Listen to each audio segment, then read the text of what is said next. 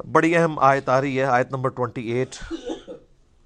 کیف تکفرون باللہ، تم کیوں کر اللہ کا انکار کر سکتے ہو، کیسے کر سکتے ہو اس اللہ کا انکار؟ وَكُنْتُمْ أَمْوَاتًا فَأَحْيَاكُمْ، کہ تم مردہ تھے اس نے تمہیں زندہ کیا۔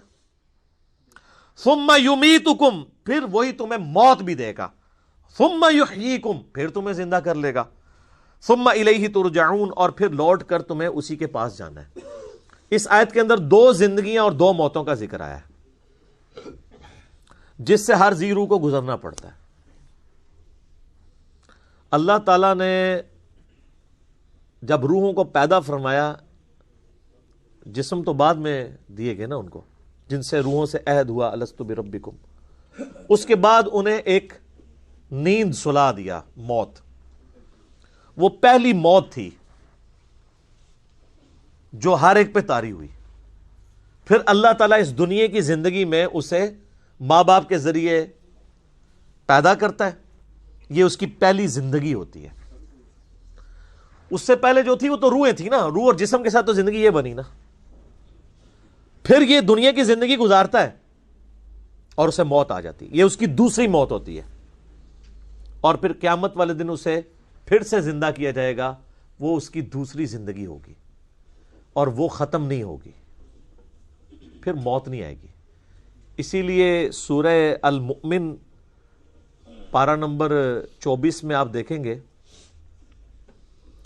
کہ کافروں کو جب دوزخ میں ڈالا جائے گا نا، تو وہاں وہ اللہ تعالیٰ سے ایک ریکویسٹ کریں گے، اور وہ کمال کی چیز ہے۔ یہ قرآن حکیم میں 2 ہی مواقع ایسے ہیں جہاں پر 2 زندگیوں اور 2 موتوں کا ذکر ہے۔ ایک تو یہ موقع ہے، اور دوسرا ہے سورۃ المؤمن کی آیت نمبر ہے 11۔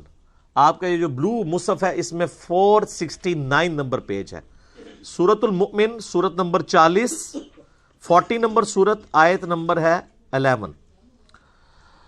قالوا ربنا امتنا اثنتین واحییتنا اثنتین، اے رب ہمارے تو نے ہمیں 2 دفعہ موت دی اور 2 دفعہ زندگی دی۔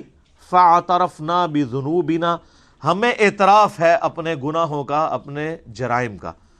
فہل الی خروج من سبیل، تو اب یہاں سے بھی کہیں اور نکلنے کا کوئی معاملہ ہو سکتا ہے؟ یعنی وہ کہیں گے کہ جس طرح اے اللہ تو نے 2 زندگیاں 2 موتیں دی، تو اب کوئی اگلی سٹیج بھی آنے والی ہے کہ اب ہم اپنے آپ کو سیدھا کر لیں۔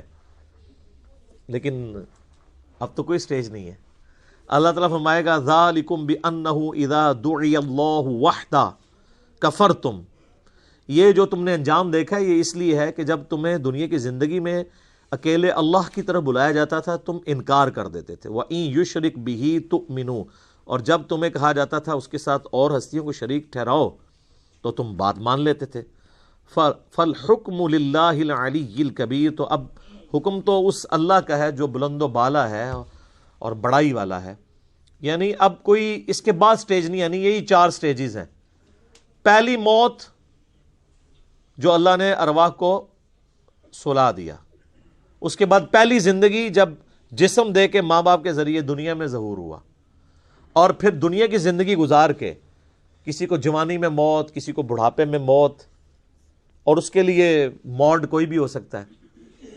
کوئی ایئر کریش میں مرے گا، کوئی ہارٹ کے فیلئر سے مرے گا، کوئی گردوں کے فیلئر سے مرے گا، کوئی کسی شیر کے منہ میں چلا جائے گا، کوئی روڈ ایکسیڈنٹ میں مر جائے گا۔ ایگزٹ ہر بندے کا اس دنیا سے، تو وہ دوسری موت ہوگی اس کی۔ اور پھر دوسری زندگی ہے قیامت والے دن، جس کے بعد موت نہیں آنی۔ بخاری میں حدیث ہے کہ میدان محشر میں لا کے موت کو مینڈے کی شکل میں ذبح کیا جائے گا۔ جنتی جو ہیں وہ گھبراتے ہوئے جنت کے کنارے آئیں گے، اور دوست کی خوشی کے ساتھ دوزخ کے کنارے آئیں گے کہ شاید ہمیں کوئی نکالا جا رہا ہے، کیونکہ ندا دی جائے گی کہ ایک سرمنی ہو رہی ہے، آ جاؤ دیکھ لو۔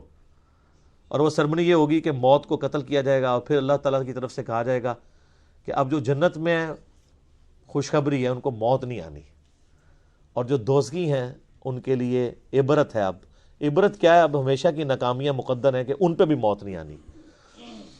تو ان پہ ایسی مایوسی طاری ہوگی جو کبھی طاری نہیں ہوئی ہوگی، کیونکہ اب امید کی آخری کرن بھی ختم ہو گئی نا۔ سورہ الفرقان میں آتا ہے نا کہ وہ موت اللہ طرف مانگے گا، ایک نہیں ہزاروں موتیں آج مانگو، موت نہیں تمہیں آئے گی، کیونکہ موت سے وہ سمجھیں گے کہ معاملہ ٹل جائے، تو موت نہیں آئے گی۔